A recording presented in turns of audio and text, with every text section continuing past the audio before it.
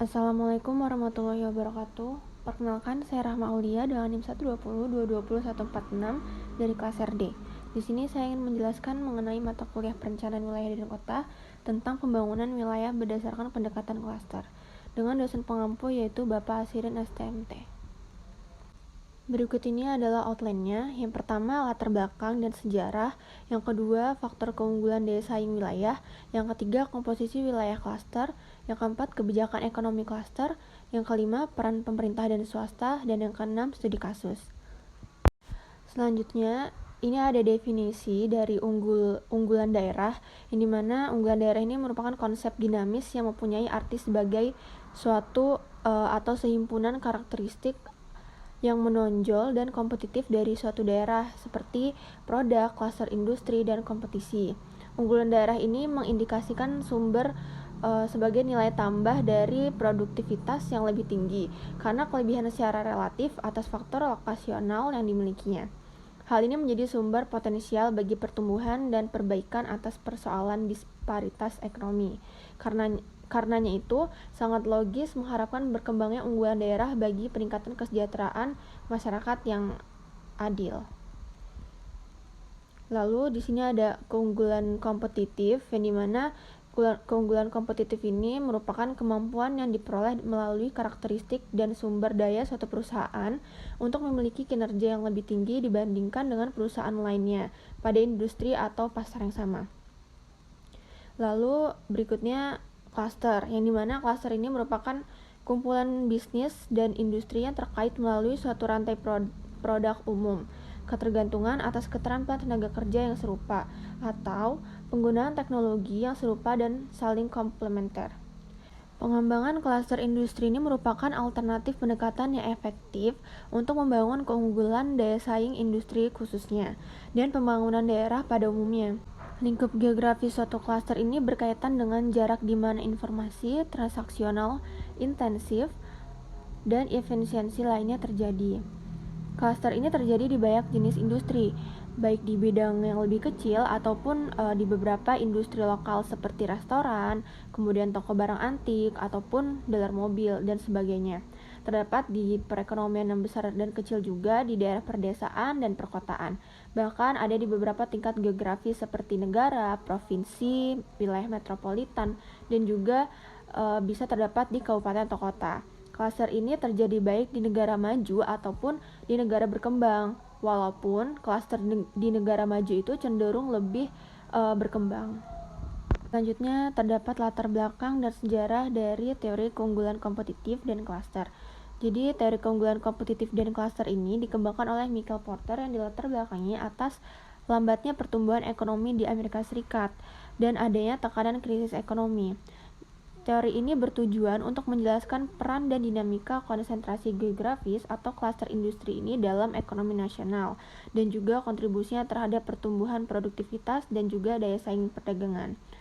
Dalam menciptakan keunggulan kompetitif ini, Porter mengembangkan kebijakan klaster. Porter mengklaim cara pandang dengan kebijakan klaster ini merupakan cara pandang baru yang dibandingkan cara pandang lama yang fokusnya pada kebijakan industri saja. Kebijakan industri ini dianggap melemahkan kompetisi sehingga melemahkan kemampuan produktivitas dan inovasi industri. Lalu, ada faktor-faktor yang menentukan keunggulan daya saing wilayah. Seperti yang pertama ada endowment atau sumber daya yang telah dimiliki oleh suatu wilayah seperti lokasi, lahan, kesuburan tanah, iklim, sumber daya alam, pemandangan alam, penduduk, dan juga budaya. Kemudian yang kedua, keunggulan secara makroekonomi atau kebijakan moneter, pembangunan manusia, dan kelembagaan politik yang efektif. Selanjutnya yang ketiga, terdapat keunggulan secara mikronomi atau kualitas lingkungan, pengembangan klaster, kecanggihan strategi, dan operasional perusahaan. Selanjutnya terdapat komposisi wilayah klaster yang dibagi menjadi dua, sesuai dengan diagram di samping, yaitu klaster global itu lebih sedikit daripada klaster ekonomi, yang dimana klaster global tersebut adalah untuk melayani pasar nasional dan global. Kemudian Klaster global ini mudah terpapar kompetisi dengan wilayah dan negara lain, sedangkan klaster lokal itu melayani pasar lokal dan sedikit terpapar kompetisi dengan wilayah lainnya di dalam negeri ataupun di luar negeri.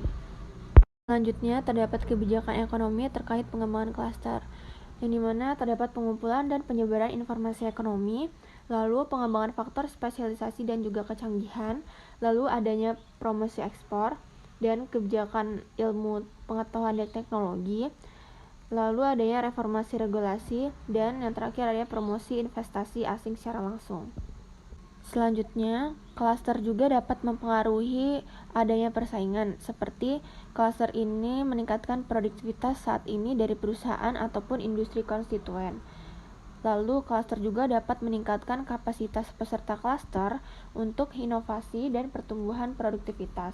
Dan juga klaster ini dapat merangsang pertumbuhan atau pembentukan bisnis baru yang mendukung adanya inovasi dan memperluas daerah klaster.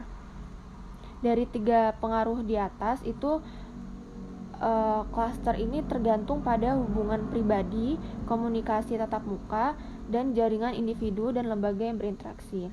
Walaupun keberadaan klaster ini membuat hubungan seperti itu lebih mungkin untuk berkembang dan menjadi efektif, mekanisme perorganisasian formal dan informal dan norma budaya yang sering memainkan peran dalam fungsi dan pengembangan klaster tersebut. Jadi, klaster itu dapat meningkatkan produktivitas karena banyak perlakuan ekonomi aglomerasi yang bersandar pada minimalisi biaya, karena kedekatan dengan input ataupun kedekatan dengan pasar. Lokasi dalam sebuah klaster dapat memberikan akses yang unggul atau lebih murah ke input khusus seperti komponen mesin, layanan bisnis, dan juga personel dibandingkan dengan aliansi yang mengimpor input dari lokasi yang lebih jauh. Selanjutnya, klaster juga dapat meningkatkan inovasi, yang dimana klaster ini menawarkan banyak potensi keuntungan dalam inovasi dan peningkatan, yang dimana perusahaan-perusahaan dalam sebuah klaster ini seringkali dapat lebih cepat dan jelas memahami kebutuhan pembeli baru.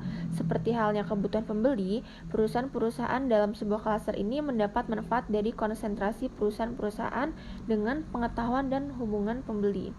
Keuntungan potensial dari klaster ini dalam memahami kebutuhan dan peluang ini untuk menjadi perusahaan itu lebih berinovasi.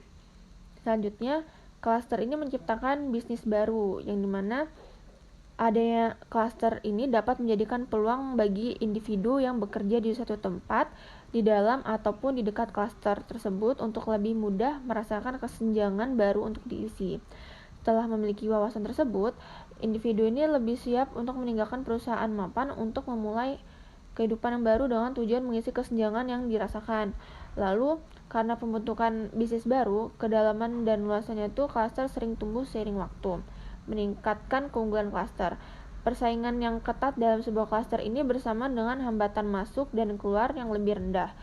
Juga kadang-kadang ini menyebabkan lebih banyak entry dan lebih banyak keluar dari lokasi-lokasi ini. Kemudian, klaster juga memiliki manfaat sebagai alat pengembangan ekonomi wilayah, seperti dapat meningkatkan keterkaitan atau linkage dan limpahan spillovers untuk mendorong perkembangan ekonomi yang pesat. Kemudian, dapat meningkatkan jumlah perusahaan terkait atau multiplikasi. Yang terakhir, dapat meningkatkan efisiensi dan efektivitas kebijakan ekonomi tradisional. Lalu, terdapat peran pemerintah dalam pengembangan klaster. Yang pertama, mengupayakan stabilitas makroekonomi dan politik. Yang kedua, meningkatkan kapasitas ekonomi mikro secara umum melalui peningkatan kualitivitas dan efisiensi input untuk bisnis. Dan juga lembaga yang menyediakannya itu seperti pengembangan tenaga kerja yang berpendidikan, infrastruktur fisik yang sesuai, dan infrastruktur informasi yang akurat dan juga tepat waktu. Yang ketiga, menetapkan aturan ekonomi mikro secara keseluruhan dan insentif yang mengatur persaingan antar perusahaan yang akan mendorong pertumbuhan produktivitas. Yang keempat, mengembangkan dan mengimplementasikan program tindakan ekonomi yang positif khas program ekonomi jangka panjang atau proses perubahan yang memobilisasi pemerintah, pelaku bisnis, kelembagaan, dan juga masyarakat. Yang kelima, memfasilitasi pengembangan dan peningkatan klaster. Yang keenam, mendorong, memfasilitasi, dan memberikan insentif agar muncul tindak kolektif yang dilakukan oleh sektor swasta. Selain peran pemerintah, terdapat juga peran swasta dalam pengembangan klaster, yaitu memperbaiki kondisi faktor input termasuk penyediaan personel yang terlatih dengan tepat, kualitas dan kesesuaian kegiatan, penciptaan infrastruktur fisik yang disesuaikan dengan kebutuhan klaster, dan juga penyediaan informasi spesifik klaster.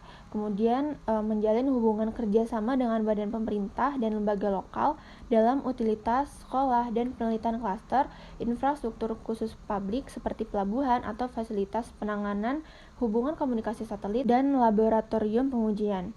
Yang ketiga itu adanya pengembangan jaringan informal dan asosiasi perdagangan formal dan badan kolektif lainnya seperti asosiasi perdagangan dan badan kolektif yang memungkinkan berbagi biaya. Selanjutnya terdapat perbedaan kebijakan industri dan kebijakan klaster, yang dimana kebijakan industri ini bertumpu pada pandangan persaingan internasional, yang dimana terdapat beberapa industri yang menawarkan prospek penciptaan kekayaan yang lebih besar daripada yang lainnya. Industri yang diinginkan misalnya teknologi yang tinggi. Kemudian, kebijakan industri ini melihat keunggulan kompetitif sangat ditentukan oleh peningkatan pengembalian skala. Pentingnya skala ini, pemerintah harus memelihara industri-industri baru yang diprioritaskan hingga mencapai masa kritis melalui subsidi, penghapusan persaingan internal yang destruktif, pelindungan impor yang selektif, dan pembatasan investasi asing.